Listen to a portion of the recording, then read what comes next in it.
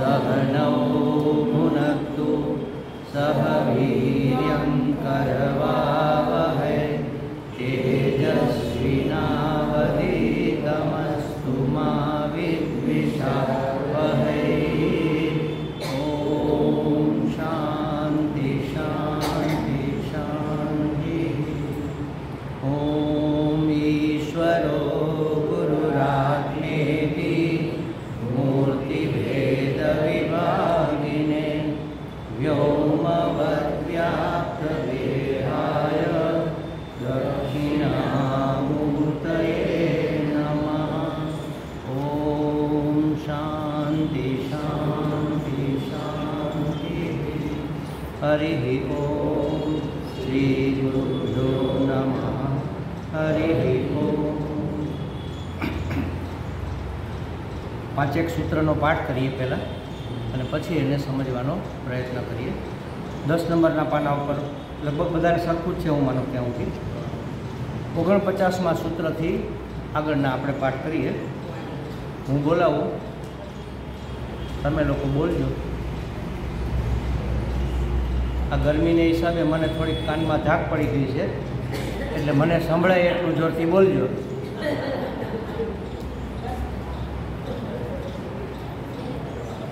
છે હજી ત્યાં હશે, અહીંથી લઈ લો ને, મોકલાવો, આમ પાસ કરો।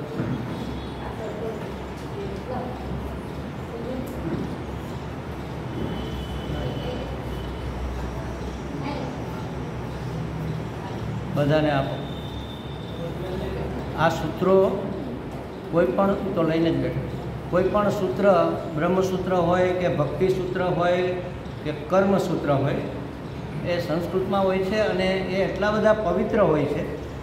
એનો વૈખરી વાણીથી પાઠ કરીએ એટલે આપણે બોલીને ઉચ્ચારણ કરીને તો આજુબાજુનું વાતાવરણ એ પવિત્ર થાય। આપણું અંતઃકરણ તો પવિત્ર થાય જ, પણ વાતાવરણ પણ, કારણ કે એ શ્રવણ મંગલ છે।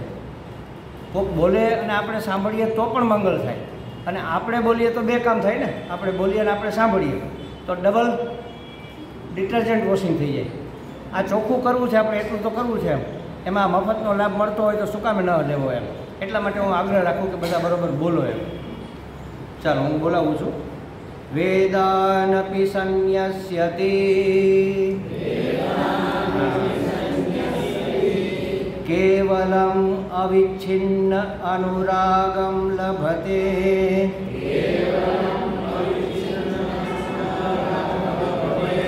સતરતિ સતરતિ સલોકાંસ્તારયતિ અનિર્વચનીયં પ્રેમ સ્વરૂપમ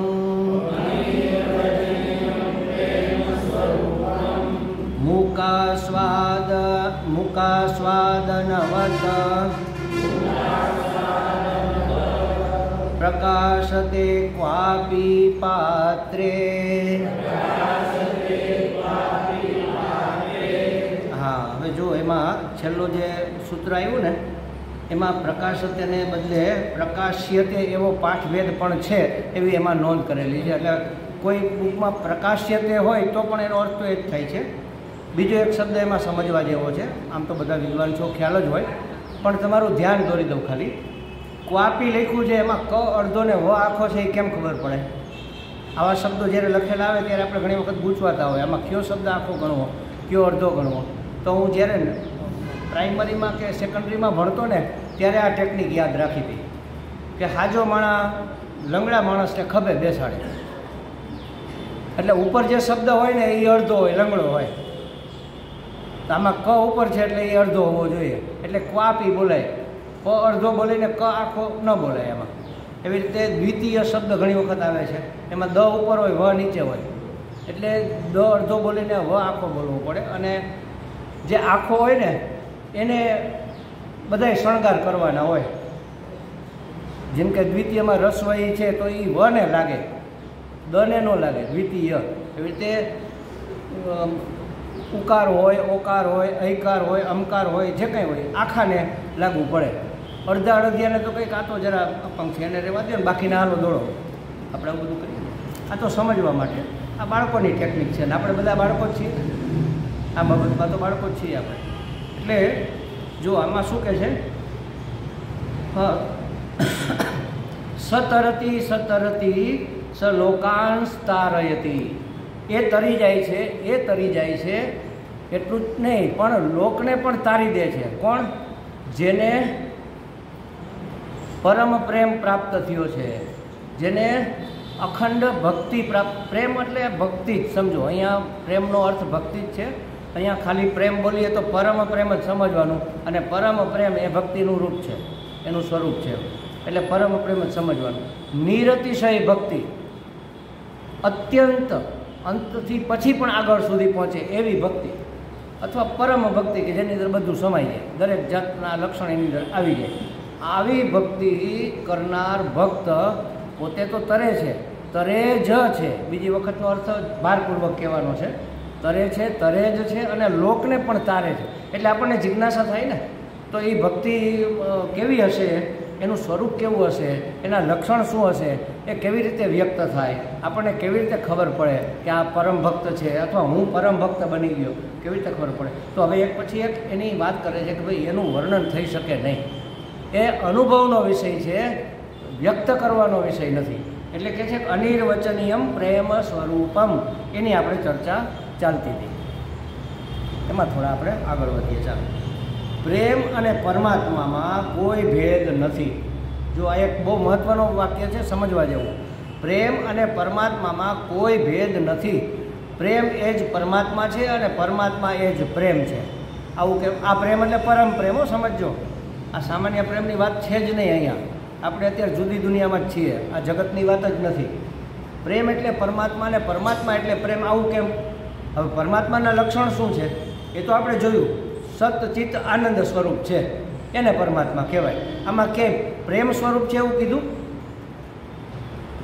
જુદા શબ્દોમાં આ જ અર્થ કહેવામાં આવેલો છે. આનંદ એટલે રસ, અને રસો વૈસ પરમાત્માનું આવું એક નામ છે, એ રસ સ્વરૂપ છે. રસ આવે એટલે શું થાય? દુઃખ થાય કે આનંદ થાય? આનંદ થાય ને.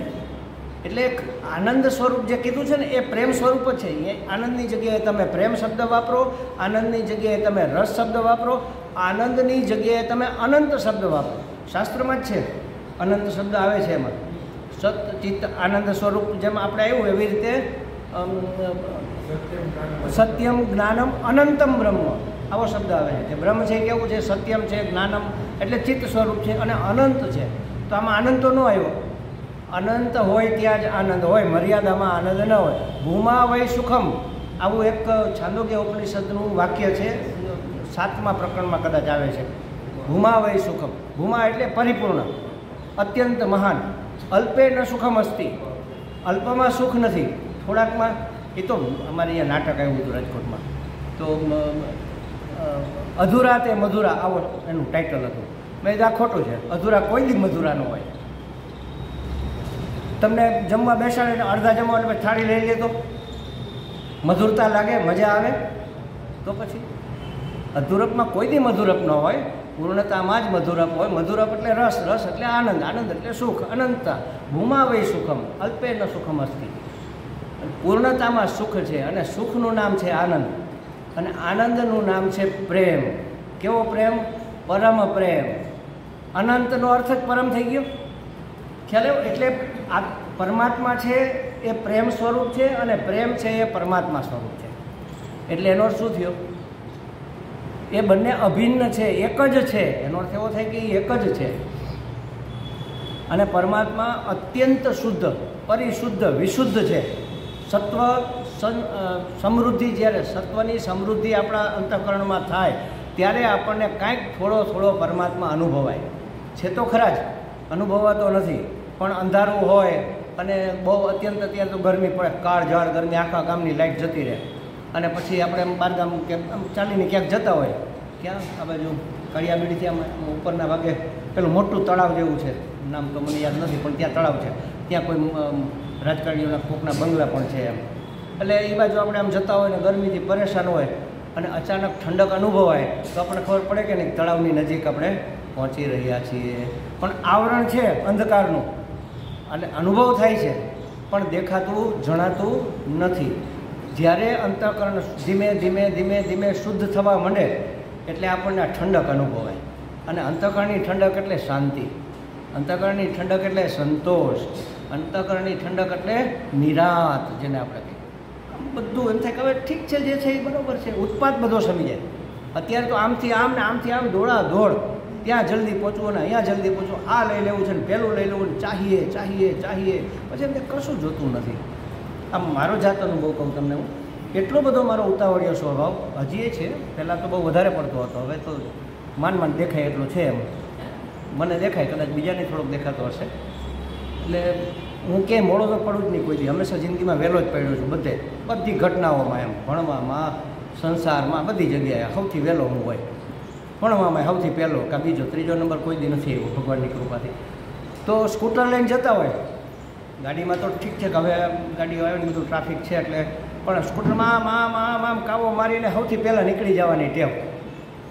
હવે જતો હોય ક્યારેક જ બહુ ઓછો સ્કૂટર હલાવું છું, કારણ કે જરૂર જ નથી પડતી બહાર નીકળવાની, પણ ક્યાંક જવાનું હોય, મને કોઈને ત્યાં ભિક્ષા છે કે સ્વામીજી તમે આટલા વાગે આવી જજો, એટલે મોટે ભાગે તો લેવા આવતા હોય, પણ બધા ગાડીની સગવડવાળા ન પણ હોય, તો હું વાંધો નહીં, હું સ્કૂટર લઈને આવી જઈશ. હું જતો હોય એમાં કોઈ પાછળથી ટ્રીટ કરે ને, હું જા ભાઈ મારે ક્યાંય પહોંચવું નથી, તું તારે પ્રેમથી જા. મને એમ ન થાય કે આ જરાક આગળવાળો ધીમે હાલે છે તો હું એની આગળ થઈ જાઉં. શું થઈ ગયું? ભલે આ સ્થૂળ વસ્તુ છે, વ્યવહારિક વસ્તુ છે, પણ આ રીતે પણ નિરાત અભિવ્યક્ત થતી હોય છે. આપણી અંદર નિરાત થઈ કેમ ખબર પડે? આપણા સ્વભાવમાં જ ઠંડક આવી જાય, ઉતાવળ ન રહે, ક્રોધ શમી જાય, ઈર્ષા દ્વેષ ધીમે ધીમે ધીમે ધીમે નિર્મૂળ થવા માંડે. કોઈ આગળ નીકળી ગયું, જવા દો, કશો વાંધો નહીં. આપણે ક્યાંય પહોંચવું નથી, બહુ દોડ્યા, હવે ક્યાંય પહોંચવું નથી. આપણે એને ઉતાવળ છે ને, તો બિચારા નોકરીએ જવું હશે, ધંધે જવું હશે, ક્યાંક પહોંચવું હશે, આપણને કાંઈ ઉતાવળ ન, નિરાશ થઈ જાય તમામ પ્રકારની. જુઓ એ ક્યારે થાય? જ્યારે આમાં જેટલી શુદ્ધિ થતી જાય એટલી નિરાત અનુભવાતી જાય. આ પ્રેમનું સ્વરૂપ છે. પ્રેમ રસો વૈસહ છે, પ્રેમ આનંદ છે. એટલે કહે છે કે પ્રેમ અને પરમાત્મામાં કોઈ ભેદ નથી. જો આ વાત આપણે ન કરી હોય તો સમજાય આ વાક્ય કે પરમાત્મા ક્યાં અને પ્રેમ ક્યાં, આ બે એક કેવી રીતે હોય? બેમાં ભેદ નથી, આ કેવી રીતે? આ તો માની શકાય એવી વસ્તુ જ નથી. પણ થોડા ઊંડા ઝીણી નજરે જોઈએ ને, આમ દાદીમાં છે ને આમ ઝીણી નજરે જોવે, એવું ઝીણી નજરે જુઓ ને તો તરત પકડાય વસ્તુ કે આ પ્રેમનો અર્થ પરમ પ્રેમ, પરમ પ્રેમનો અર્થ અનંત, અનંતનો અર્થ ભૂમા, ભૂમાનો અર્થ રસ, રસ એટલે આનંદ, અને સત ચિત્ત આનંદ એ પરમાત્માનું સ્વરૂપ છે. એટલે એ રીતે પ્રેમ છે એ પરમાત્મા છે. તો કહે છે કે પ્રેમ અને પરમાત્મામાં કોઈ ભેદ નથી. પ્રેમ એ પરમ સ્વરૂપ છે અને પરમાત્મા એ પ્રેમ સ્વરૂપ છે. આ અંદરના અનુભવની વાત છે, અભિવ્યક્તિની વાત નથી. આ વ્યક્ત કરી શકાય જ નહીં. એટલે કાલે આપણે એ વાત થઈ ગઈ છે હિન્દીમાં ગુંગે કા ગુડ એવું કહે. મૂંગો માણસ ગોળ ખાય તો શું કહે, કેવી રીતે એને વ્યક્ત કરે? એવી રીતે કાલે મેં કીધું હતું આ મૂંગાના મોતીચૂર અથવા મૂંગાનો મોહનથાળ, આપણને જે ભાવતું એ લગાડી દેવાનું. મોં આવતો હોય તો જરા પ્રાસ મળે એટલે સાંભળવું ને બોલવું ગમે એમ. એટલે મોહનથાળ કહેવું, લાડવા ન કહેવા બને તો, મોતીચૂર કહેવાની છૂટ. એટલે મૂંગો માણસ કેવી રીતે? એક આંધળો અને એક લંગડો, એ બે મિત્રો હતા. આ જનરલી આ વાર્તા બધે આવતી જ હોય છે, પણ આ થોડી જુદી છે. એ ભિખારી પાછા બે, એટલે એકબીજાને ખભે બેસાડીને કે ટેકે ટેકે એ ગામમાં ભિક્ષા માગવા જાય, પોતાનું ભરણ પોષણ થાય. અને એક ગામની બારોબાર એક ખંડેર જેવું મકાન હતું, એમાં પડ્યા રહે સાફસૂફ કરીને. આંધળો છે એ હાજો હતો પગેથી, અને ઓલો લંગડો છે એટલે ખભે બેસાડી દે, ઓલો રસ્તો બતાવતો જાય, એ પ્રમાણે ધીમે ધીમે આગળ ચાલે. એમાં આંધળો બીમાર પડ્યો, પગ તો એના હતા, એટલે ઓલા એ ઘોડી લઈને ધીમે ધીમે ધીમે ધીમે ગામમાં ગયો કે કાંઈક ખાવાનું તો કંઈક મેળ કરીએ એમ. તો એક તો આ જમાનો કોઈ આપે નહીં ઘડીકમાં, એમાં કોઈક હશે દયાળુ રાધાબેન જેવા, તો એણે કીધું કે ભાઈ ભૂખ લાગી છે, તો કે ખીર બનાવી છે આજે, શ્રાદ્ધ હશે જે હોય તે, ખીર બનાવી છે આપો. તો કે કેવી હોય ખીર? મને ખબર નથી. કે આપો. તો કે લાવ તારું વાસણ. તો કે વાસણ તો નથી. તો કે તું કેમાં ખાઈશ? તો કે આ ખોબામાં આપી દો ને. એટલે આ જ્યોતિષશાસ્ત્રની એક વાત તમને કહી દઉં ભેગી. આ જો મારી આંગળીમાં તમને દેખાય ખૂબ જગ્યાઓ છે, અહીંયા દેખાય છે. આ ખૂબ જગ્યાઓ હોય ને, એની પાસે કદાચ ધન આવે નહીં, આવે તો ટકે નહીં, આમ જતું રહે. તો ખીરે નીકળી જાય ને, ખ્યાલ આવ્યો? કોઈ પણ જાતની સુખ એની પાસે લાંબુ ન ટકે, બાયપાસ થઈ જાય. આવે ને આમથી આવે ને આમથી જાય. પ્રારબ્ધમાં આવે તો આવે ઘણું, એની સામે જાય ઘણું એમ. મોટે ભાગે આપણને બધાને આ ફરિયાદ હોય છે કે સ્વામીજી ઘણી મને કે જ્યોતિષ જાણો છો? મેં કીધું ના જાણતો ને, તમારે શું પૂછવું? તો કે સ્વામીજી પૈસા આવે તો ઘણાય છે પણ ટકતા નથી. જો આ બધાનો પ્રશ્ન છે. તમે રેલવેમાં જતા હોય ને, તમારે સીટ જોતી હોય ને તો કહેવાનું કે તમારો જરા હાથ બતાવો તો ઓહો તમે તો બહુ મહેનત કરો છો, તમને આવક છે પણ ટકતી નથી. બધાને એમ જ હોય, એને એકને નહીં. બીજું વાક્ય કહેવાનું કે તમે બધાનું બહુ કરો છો પણ તમારી કદર થતી નથી.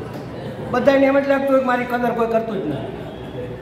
જો આમાંથી લાગે છે ને બધાને કે આપણી કદર થઈ નહીં, જેવી થવી જોઈએ એવી ન થઈ. ભલે થોડુંક માન મળ્યું બરાબર, પણ આપણી કદર ન થઈ, કદર થતી નથી. તમે બધાનું કરો છો, કોઈ તમારું સાચવતું નથી.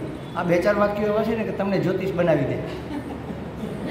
હવે ઓલો તો ભિખારી હતો એટલે એને તો મોટા મોટા ફાંકા છે એવું માની લઈએ આપણે. એટલે મૂળ મુદ્દો આપણો અહીંયા છે. એની ખીર થોડીક ખાધી, બાકી હાથમાંથી નીકળી ગઈ. પહેલાં તેને એમ થયું કે હું લઈને જાઉં એમ, તો માંડી ઢોળાવા. હવે ઢોળાવા માંડી, કારણ કે એ તો લંગડો તો, આંધળો તો નહોતો, દેખતો હતો કે આ ઢોળાઈ જાય તો મને ભાગમાં નહીં આવે ને ઓલાની વાહે કાંઈ નહીં વધે. જેમ કાલે આપણે વાત કરી ને, કૃષ્ણ પેલો અનાજના દાણા લઈને ફળ લેવા ગયા, પહોંચ્યા ત્યાં 7-8 દાણા વધ્યા, બાકી બધા ઢોળાઈ ગયા રસ્તામાં. તો એવી રીતે હવે એને થયું કે હવે તો શું કરવું? તો હું કમસે કમ હું તો ખાઈ લઉં નહીં તો આ બધી ધૂળધાણી થશે. બધી ખાઈ ગયો, ચાટી ગયો, કારણ કે એ ઢોળાઈ જાય એમ હતી અને પેટ ભરાઈ ગયો. હવે બીજે ક્યાંથી ભીખ મળે એમ નહોતી એટલે પહોંચી ગયો. ઓલો કે ન લે એવું જમવાનું, તો કે ભાઈ આજે તો આવું થયું. કોઈ બેને ખીર બનાવી હતી અને મને ખીર આપી, મારી પાસે કાંઈ વાસણ તો હતું નહીં, અને ખીર તો ઢીલી હોય અને બહુ કેવી હતી? અરે બહુ મીઠી હતી. કેવી મીઠી?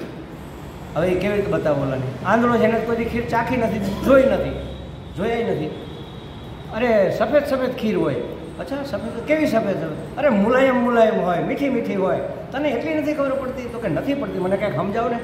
એટલે એને કીધું જો અહીંયા આ જો બગલો જોયો છે? તો કે બગલો મને આમ ખબર છે કે આવો હોય, જોઈએ કે આવો બગલો હોય, આમ હાથ ફેરવ, આવો બગલો હોય ને.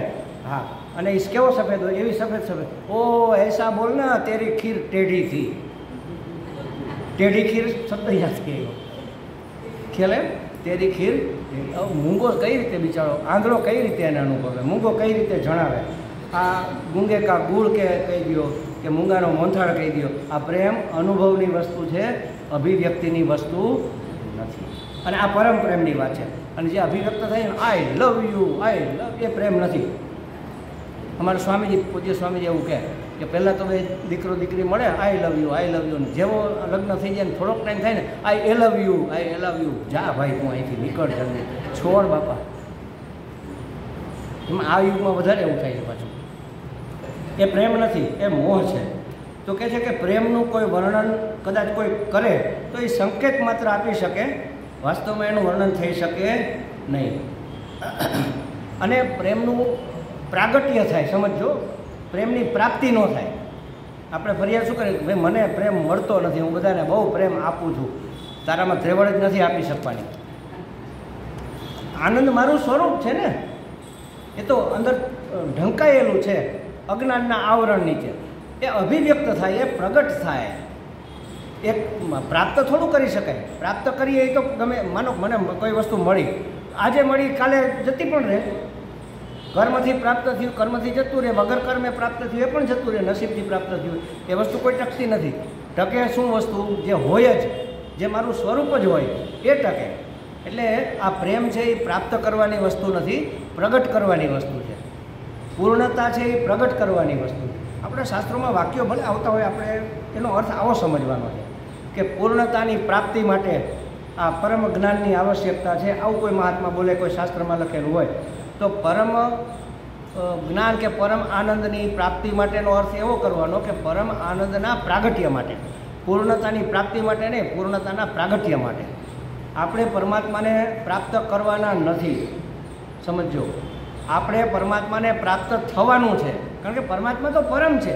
સમુદ્રને નદી મળે કે નદીને સમુદ્ર મળે? નદી સમુદ્રને મળવા જાય ને. પરમાત્મા સમુદ્ર સમાન છે, સર્વત્ર વ્યાપ છે, એટલે તો પરમ છે. હું મારી જાતને પરિચ્છિન્ન સમજું છું, એ મારી પરિચ્છિન્નતા દૂર કરીને મારે પરમમાં ભળી જવાનું છે. ભળેલો જ છું, જાણવાનું છે ખાલી. એટલે આપણે પરમની પ્રાપ્તિ કરવાની નથી, પ્રાકટ્ય કરવાનું છે. પરમાત્માને પ્રાપ્ત કરવાનો નથી, પરમાત્માને પ્રાપ્ત થવાનું છે. આપણે એને પ્રાપ્ત થઈ જવાનું છે. આ નાનો એવો ફરક પણ આપણા આ જ્ઞાનને કાર્યકારી થવા દેતો નથી. સમજો, આટલું બધું અધ્યયન કરી, આટલું બધું ભણીએ, આ સ્પષ્ટતા નથી ત્યાં સુધી આ કોઈ વસ્તુ અંદર બેસવાની નથી. જ્યાં સુધી અંતઃકરણ શુદ્ધ નહીં થાય ત્યાં સુધી આ બધી જ વસ્તુઓ અટકી જતી હોય છે. બહુ સૂક્ષ્મ છિદ્ર છે, એમાંથી પસાર થવાનું છે, સોયના નાકા જેટલું. એમાંથી આપણી સમજણ પસાર થાય એટલી સૂક્ષ્મ કરવી પડે. એ સમજણને સૂક્ષ્મ એટલે ટ્રાન્સપરન્ટ, એટલી પારદર્શક બનાવવી પડે. તો કે છે કે પ્રેમ, પ્રગટ થયેલા પ્રેમને કોઈ જણાવી શકતું નથી. અને આપણે પ્રાપ્તિ શબ્દ કહીએ તો પણ પ્રાપ્તિ થયા પછી એ ગુંગે કા ગુડ, મૂંગાનો મોહનથાળ છે, કોઈ એને વર્ણવી શકતું નથી. એક ઉદાહરણ એના માટેનું બહુ સરસ શાસ્ત્રમાં અપાય છે. કોઈ તળાવમાં નાહવા પડ્યું અને ધીમે ધીમે આમ ગંગાજીમાં આપણે નાહવા જઈએ ને, આટલું આમ આગળ હાલ્યા જાય, અહીં સુધી પહોંચી ગયા. અને કાંઠે આપણો કોઈ મિત્ર કે કોઈ અંગત વ્યક્તિ બેઠી હોય તો પૂછે, કેવું? અરે બહુ ઠંડુ પાણી છે, પણ તો આવ મજા આવશે. આહા હા, શું ગંગાજી છે, શું મજા આવે. એના મોઢામાંથી શબ્દો એક પછી નીકળે રાખે. ક્યાં સુધી નીકળે? મોઢું પાણીમાં અંદર ડૂબી ન જાય ત્યાં. ડૂબી ગયા પછી એક શબ્દ બોલી શકે એ માણસ? શક્ય છે? એમ પ્રેમ સાગરમાં જે માણસ ડૂબી ગયો એ બોલી ન શકે. બહુ તો એ ચેષ્ટા કરી શકે, ઓલો અંદર જઈને આમ કરી શકે, હા મજા આવી ગઈ, એટલું કરી શકે, ચેષ્ટા કરી છે. એની ચેષ્ટા ઉપરથી ખબર પડે કે એને કેટલો આનંદ થાય છે. પ્રેમ પ્રાપ્ત થયો, પ્રેમ પ્રગટ થયો, એનો કેટલો આનંદ થાય છે એની ચેષ્ટા ઉપરથી. એના મોઢામાં સ્માઇલ હોય, એના પગમાં થનગનાટ હોય, એના રૂવાણા ઊભા થઈ ગયા હોય, એ બધી જ વસ્તુ, આંખો આમ પોળી થઈ ગઈ હોય, આહલાદકતા આપણને જણાતી હોય એના ચહેરા ઉપર, એના ચેષ્ટા ઉપરથી ખબર પડે. પણ એ શબ્દોથી કે વાણીથી વર્ણવી શકાય નહીં. મૂળ સૂત્ર આપણું એ જ છે ને કે આ અનિર્વચનીય પ્રેમ સ્વરૂપો, એનું નિર્વચન થઈ ન શકે. નિર્વચન એટલે વર્ણન, એનું વર્ણન થઈ શકે નહીં. અવર્ણનીય છે, અનિર્વચનીય છે. તો એ પ્રેમ, એનો એક શબ્દ પણ કેવો અસંભવ છે. પાણીમાં ડૂબ્યા પછી એક શબ્દ પણ બોલવો શક્ય નથી. એવી રીતે પ્રેમ વિશે કાંઈ પણ કહી શકાય નહીં. બસ પ્રેમ છે એટલે છે, બસ એટલું. અને છે એમ કહેવું એ ખરેખર તો યોગ્ય નથી, કારણ કે એ તો છે જ એમ. જે વસ્તુ છે જ એ કહેવાની ક્યાં જરૂર છે? પ્રાપ્ત કરી હોય તો કહેવું પડે કે આજે આ વસ્તુ મને મળી ગઈ એમ. એ ખાલી અભિવ્યક્ત ચેષ્ટાથી કરી શકાય એમ. એટલે અખંડજી મહારાજે એક સરસ ત્યાં એક કોઈ મહાત્માનું સૂત્ર લખ્યું છે, ડૂબે સો બોલે નહીં, બોલે સો અનજાન. ડૂબે સો બોલે નહીં, બોલે સો અનજાન. ગહેરો પ્રેમ સમુદ્ર, કો ડૂબે સુજાન. જે ડૂબી ગયા એ તરી ગયા, અને જે તરતા રહ્યા એ ડૂબી ગયા. ક્યાં ડૂબ્યા? સંસારમાં. જે તરતા જ રહ્યા, અંદર ડૂબ્યા નહીં પરમાત્માના પ્રેમમાં, એ પાછા ચક્કર ફરશે. પણ જે પરમાત્માના પ્રેમમાં ડૂબી ગયા પછી એને કાંઈ બોલવા પણ રહે ખરું? એ માણસ મૂંગો જ થઈ જાય. પછી એને મૌન જ પસંદ હોય, એને એકાંત જ પસંદ હોય. અને એને ભક્તો અથવા આ શાસ્ત્ર એની જ, સદગુરુ સંતો એની જ પસંદગી હોય. એને સંસારિક વ્યવહાર વસ્તુઓ ગમતી નથી. આપણે આ બધી વ્યાખ્યાઓ આગળ જોઈ ગયા છે કે પછી કોઈ વ્યવહાર કરતો નથી ને, આ નથી કરતો ને, તે નથી કરતો ને, તૃપ્તો ભવતી ને, એ બધું જોયું ને, તૃપ્ત થઈ જતો હોય છે, એને કોઈ પ્યાસ રહેતી નથી. આ બધા લક્ષણો આગળ આવી ગયા. હવે કહે છે કે હવે એનું વર્ણન થઈ શકે નહીં. આ બધું જે આગળ વર્ણન કર્યું એની ચેષ્ટા ઉપરથી, એ જે આમ એના ચહેરા ઉપર દેખાય છે, એના વર્તન ઉપર દેખાય છે, એના ઉપરથી. ઘણી વખત આપણે કોઈને જોઈને તો કે કેમ સ્વામીજી કાંઈ બન્યું છે? ના, કેમ? કે ખુશ દેખાવ છો આજે. બસ સમજતો જ આનંદ છે, ખુશ દેખાવ છું. એ દેખાઈ શકે, ખુશ દેખાય, પણ ખુશી કેવી છે હું બતાવી શકું? હું એનું વર્ણન કરી શકું કે આજે મને બહુ ખુશી છે? બહુ એટલે કેટલી? 200, 500, 250, 2 કિલો, 1.5 કિલો, કેટલી છે? કોઈ વજનથી, કોઈ માપથી એને વર્ણવી શકાય નહીં. આપણે કહીએ કે હા મસ્ત વાતાવરણ છે, આજે ગુલાબી ઠંડી છે. ખરેખર ગુલાબી હોય છે? એ તો સામેવાળાને સમજાય એટલા માટે આપણે શબ્દ બોલીએ ગુલાબી. ગુલાબી કંઈ હોતું નથી. એમ ગુલાબીનો અર્થ એવો આહલાદક છે, આનંદ આવે એવી છે. એમ લાલચોળ કરી મૂકે એવી નથી. ગુલાબીનો અર્થ એટલો જ થાય. અને નહીં તો શું થાય? બહુ ઠંડી હોય ને, ગાલમાં બધું લાલ થઈ જાય, નાક લાલ થઈ જાય. લાલ થાય એવી નથી, ગુલાબી છે.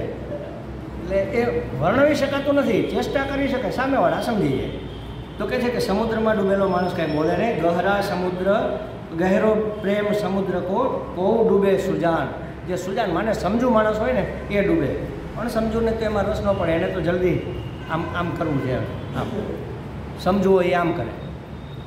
કાલે વાત થઈ હતી ને, આમ કરવું એટલે પૈસા અને આમ કરવું એટલે રામ રામ. માણસ જપ્યું આમ કરવું પડે ને. એટલે આ ભજન છે, અને આ યજન છે, પેલું જંગ માંડીને બેઠા હોય એ. તો કહે છે કે પ્રેમ આત્મસ્થિતિ રૂપ છે. આત્મસ્થિતિ રૂપ છે એટલે એનું નિર્વચન થઈ શકે નહીં. કેનું નિર્વચન થાય?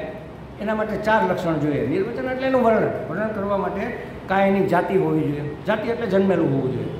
જન્મે એની જાતિ, જાતિનો અર્થ જ જન્મ થાય. કાં એનામાં કોઈ ગુણ હોવો જોઈએ, તો ગુણના આધારે તમે એનું વર્ણન કરો. કાં કંઈ ક્રિયા કરતા હોવા જોઈએ, તો ક્રિયાને આધારે વર્ણન કરો. અને કાં સંજ્ઞા એટલે નામરૂપ. નામરૂપ હોય તો કહી શકાય કે ભાઈ આ ફલાણા ભાઈ રામજીભાઈ. કાંઈ એનું રૂપ હોય કે ઓલા ઊંચા અને જાડા નથી એ ભાઈ, નામ ન આવડતું હોય તો એ રીતે એનું વર્ણન થઈ શકે. ગુણ હોય તો કહીએ કે ચલો એકદમ શાંત નથી, આવીને બેસી જાય, શાંતિ એનો ગુણ છે. કારણ કે અરે ઓલા નથી ઉત્પાતી આમથી આમ દોડાદોડ કરતા હોય, એ કાંઈક ગુણ આપણને જણાતો હોય તો ગુણથી વર્ણન થઈ શકે. અને કાં જાતિથી કે ભાઈ પહેલાં પુરુષ છે એ, પહેલાં સ્ત્રી છે એ, પહેલાં બ્રાહ્મણ નથી આપણી પાછળ રહેતા, એની વાત કરું છું એમ. એટલે ગમે એ રીતે જન્મેલા હોય એની કંઈક જાતિ હોય, એના આધારે વર્ણન થઈ શકે. પણ આ 4 લક્ષણ પતંજલિ મહારાજે આપેલા છે કે આ 4નું નિર્વચન થઈ શકે. હવે આ એકેય વસ્તુ પ્રેમમાં લાગુ પડતી નથી. કેવી રીતે નથી પડતી? સૌથી પહેલાં કહી દીધું, પ્રેમ આત્મ સ્વરૂપ છે. આત્માનો જન્મ છે, તો પ્રેમનો જન્મ ક્યાંથી હોય? પ્રેમ તો છે જ, એને પેદા નથી કરવાનો. હું તમારા માટે મારા હૃદયમાં પ્રેમ પેદા કરું, એ છેતરામણી વાત છે. એ પ્રેમ હોય જ, એ વ્યક્ત થાય, એ વ્યક્ત થઈ શકે. એટલે આત્મ સ્વરૂપ હોવાથી એ જન્મતો નથી, પ્રગટ થાય છે જ અંદર પ્રગટ થાય છે. અને આત્મા પોતે કેવો છે? નિર્ગુણ છે. અને આ આત્મ સ્વરૂપ હોય એની અંદર કોઈ ગુણ નથી, તો વર્ણન કેમ કરવું? ઠંડક આપે એવો છે કે ઉષ્ણતા આપે એવો છે, એ આપણે કાલે જોયું ને. પ્રેમ કેને કહેવાય? આજે જોશું આપણે કે ભાઈ ગુલાબજાંબુ ખવડાવે, લોલો સ્વામીજી એક ખાવ, એમ ન થાય. મારા ગળાના સામે એક ખાવ, એક વધારે ખાધો ચાલો. અને એમાં કોઈ જાણકાર દીકરી આવે તો પીરસેલો હોય ને તોય લઈ લો. નથી ખાવાનો સ્વામીજી તમારે, કેમ? તમને ડાયાબિટીસ છે. એક જણાએ આપ્યો, એને પ્રેમ છે. આ છીનવી લીધો એને પ્રેમ નથી? એને એના કરતાંય વધારે પ્રેમ છે, કારણ કે એને મારી કાળજી છે. મને નથી હો ડાયાબિટીસ, ચિંતા ના કરજો, મને કશું જ નથી. ભગવાનની કૃપાથી એકેય બીટીસ નથી, ડાયા કે ગાંડા એકેય નથી. એટલું સારું. એટલે આવો અદ્વિતીય પ્રેમ છે. એ જન્મતો નથી, પ્રગટ થાય છે. એમાં કોઈ ગુણ નથી, નિર્ગુણ છે. એટલે એનું વર્ણન ન થઈ શકે. ગુણની દ્રષ્ટિએ પણ એનો નિર્દેશ કરી શકાય નહીં. અને ક્રિયા નથી. કેમ ખબર પડે ક્રિયા નથી એમ? તો કહે છે કે અવિકારી છે. જો વિકાર ક્રિયા હોય તો જ વિકાર થાય. દૂધમાંથી દહીં ક્યારે બને? એમાં સૂક્ષ્મ જીવાણુઓ ઉત્પન્ન થાય ત્યારે. ક્રિયા વગર કોઈ દિવસ, વિકાર વગર કોઈ દિવસ ક્રિયા ન થાય. કાંઈક ફેરફાર થાય. વિકાર એટલે પરિવર્તન થાય ત્યારે જ ક્રિયા. મારે હાથ ઉપાડવો હોય તો અહીંથી આમ કરવો પડે ને, એને આપણે ક્રિયા કહીએ. સમજો, અહીંયા બેઠો છું, ત્યાં જવું હોય તો કંઈક વિકાર કરવો પડે ને. બેઠો છું, ઊભો થવું પડે, કંઈક વિકૃતિ આવે. વિકૃતિ એટલે પરિવર્તન. તો અવિકારી છે એટલે કોઈ ક્રિયા એમાં નથી. તો ક્રિયાની દ્રષ્ટિએ વર્ણન ન થઈ શકે. નહીં તો કહી શકાય પેલો જે દોડતો જાય ને એ માણસ, હમણાં દોડીને અહીંથી ગયો ને એ માણસ, અથવા લપસી પડ્યો ને એ માણસ, કંઈક ક્રિયા બની હોય તો વર્ણન કરી શકાય. હવે પ્રેમ તો લપસી પડ્યો નથી. આપણે ભલે પ્રેમમાં લપસી પડ્યા છીએ, આપણું વર્ણન થઈ શકે, પ્રેમનું થઈ શકે નહીં. એટલે કહે છે કે અદ્વિતીય છે, નિર્ગુણ છે, એમાં કોઈ ક્રિયા નથી, એટલે એનો નિર્દેશ કરવો અશક્ય છે. એનું કોઈ નામ નથી, નામરૂપ નથી. પ્રેમ એ તો આપણે એને સમજવા માટે શબ્દ આપ્યો છે. બાકી પ્રેમને પ્રેમ જ કહેવાય એવું કોણે કીધું છે? બધા જ નામ એવા છે, ખાલી પ્રેમ જ નહીં. સમજો, મેં આની પહેલાં એક ઉદાહરણ આપ્યું. આ શું છે? ઘડો છે ને. અને હમણાં અહીંથી પેલો ભસતો કૂતરો નીકળે, આપણે એને કૂતરો કહી અને ઘડો કહી, બરાબર? અથવા ગધેડો નીકળે, હોંચી કરતો. ગધેડો વધારે સારું લાગે. ગધેડો નીકળે અને આ ઘડો. હવે તરસ લાગી હોય તો હું શું કહું કે પટેલ સાહેબ જરા પેલા ઘડામાંથી એક ગ્લાસ પાણી ભરી દો ને. ઘડામાંથી પાણી ભરી દો. અને આ ગધેડો ભોંકે છે ને એને જરા તગડો અહીંથી ડિસ્ટર્બ કરે છે. આ ક્યારે નક્કી થયું? સૌથી પહેલાં જેણે ગધેડો જોયો હશે, એણે ગધેડાને ગધેડો કીધો હશે, આ ઘડાને ઘડો કીધો હશે, એનું નામ પડ્યું હશે. ત્યારે એ ફઈબાઈએ આ ઘડાને ગધેડો કીધો હોત અને ગધેડાને ઘડો કીધો હોત તો આપણે આજે શું કહેતા હોત કે મને ગધેડામાંથી એક ગ્લાસ પાણી ભરી દો અને પેલા ઘડાને તગડો અહીંથી કેત કે નહીં? કાલ્પનિક છે. નામ રૂપ કાલ્પનિક છે. વાસ્તવમાં જે જેવું જ્યાં જણાય છે એ એવું ત્યાં નથી. એનું નામ મિથ્યા. એટલે નામ રૂપ તો મિથ્યા છે જ નહીં, માત્ર કલ્પના છે. અને કલ્પના તો ગમે ત્યારે બદલી જાય અને પરિવર્તનશીલ જ હોય. કલ્પના કોઈ દી સ્થિર રહે જ નહીં. તો કહે છે કે એ રીતે પણ એનું વર્ણન થઈ શકે એમ નથી. આટલા માટે એને અનિર્વચનીય કહેવામાં આવે છે. કોઈ સંબંધ એની સાથે જોડી શકાય નહીં. એ દિવ્ય કે અદિવ્ય એટલે કે લૌકિક કે અલૌકિક કોઈ ભાષા દ્વારા એને જણાવી શકાય નહીં. 3 જાતની લક્ષણા થતી હોય છે જણાવવા માટે. આ થોડીક શાસ્ત્રની વાત છે, આપણે સરળતાથી સમજશું, ચિંતા ના કરશો. અભિધા, લક્ષણા અને વ્યંજના. અભિધા એટલે જેવું આ ઘટ, ઘડાને ઘટ કહેવાય. આ ઘટ છે, આ પટ છે, આ મઠ છે, આ અમારી શાસ્ત્રની ભાષા. ઘટ એટલે ઘડો, બરાબર. અને ઘટ કહો એટલે હું એમ કહું ઘટ એટલે તમને આ વસ્તુ ધ્યાનમાં આવે કે નહીં? આ નજરે ન દેખાતો હોય તો મનમાં તો આવે ને. ઘટ એટલે આ વસ્તુ. અમારા સ્વામીજી શું કહે, પૂજ્ય સ્વામીજી, કે આ ખરેખર ઘડો નથી, ઘડાના રૂપે રહેલી માટી છે ને. તો ઘટ કીધું અને જે મને ધ્યાનમાં આવ્યું એ અભિધા, પણ ઘડાના રૂપે રહેલી મને માટી દેખાય તો એને લક્ષણા કહેવાય. અને ઘટ ઘટમાં શ્રી રામ, એ ઘટ એટલે હૃદય, એ વ્યંજના થઈ. નામ ઘડાનું લીધું અને વ્યક્ત અહીંયા થયું. પેલું ઉદાહરણ મેં આપ્યું હતું ને કે ભાઈ 4 છોકરાઓ બહાર ફરવા જવું હતું, 3 આવી ગયા સર્કલ પાસે, મેઘાણી સર્કલ પાસે ભેગા થઈ ગયા. એકની રાહ જોવે કે ઓલો હજી કેમ નો આવ્યો. એમાં એક જણો બોલ્યો, હાથી આવે છે, હાથી આવે, એ આવે, જો હાથી આવે છે. આપણે અહીંયા બેઠા હતા, આપણે જોયું કે હાથી તો ક્યાંય દેખાતો નથી, આ છોકરાઓ કેમ કે હાથી આવે છે? પણ એનો જે મિત્ર બાકી હતો ને એ આવતો હતો ને, એ જાડો પાડો હતો અને ધમ ધમ ધમ હાથીની જેમ હાલતો હતો. અને બધા એને હાથી નામ પાડ્યું હતું. એટલે હાથી એની વ્યંજના છે, એ વાસ્તવમાં હાથી નથી. આપણે એમ કે ઘટ ઘટમાં રામ, આ કંઈ ઘડો નથી એમ, પણ આને ઘટ કહેવાય, હૃદયને પણ ઘટ જ કહેવાય. આ બધા તુંબડા માથે હોય ને આપણા, આ ઘટ જ છે. એક વખત બધા સંતો ભેગા થયા અને જ્ઞાનેશ્વર, જ્ઞાનદેવ ને મુક્તાબાઈ ને બધા, તો નામદેવ ને, હા, તો મુક્તાબાઈને વિચાર આવ્યો ચાલો જોઈએ કે કયો ઘડો પાકેલો છે. ઊભા થઈને બધા એમ ટકોરા મારે આમ, હા આ ઘડો પાકેલો છે આગળ. હા, ગોરા કુંભારને કીધું તમે જુઓ કયો ઘડો પાકેલો છે. એટલે પેલી ટપલું એને હોય ને મારવાનું, એ બધાને મારે કે આ બરોબર છે, આ બરોબર છે. નામદેવને મને કેમ ટપલું મારે? તો કે આ કાચો છે, આ ઘડો કાચો છે. એ પોતાની જાતને આ શરીર સમજે છે. ખ્યાલ આવ્યો? આ ઘડો, આ ઘટઘટમાં રામ આપણે કહીએ ને એ, તો એ વ્યંજના થઈ.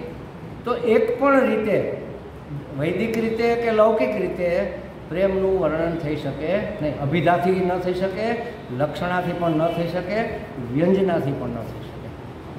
ખ્યાલ આવ્યો? આ 3 શબ્દો એટલા માટે કે આપણે વર્ણવવા માટેની આ 3 શૈલી હોય છે. તો કે ભાઈ અમે અભિધાથી વર્ણવીએ તો નહીં થઈ શકે, વ્યંજનાથી નહીં થઈ શકે. અને અભિધા તો થતું જ નથી. સીધું આપણે જે આપણને નામ લેતા જે મનમાં સ્ફુરે એનું નામ અભિધા. શબ્દ બોલીએ અને સ્ફુરે. હું એમ કહું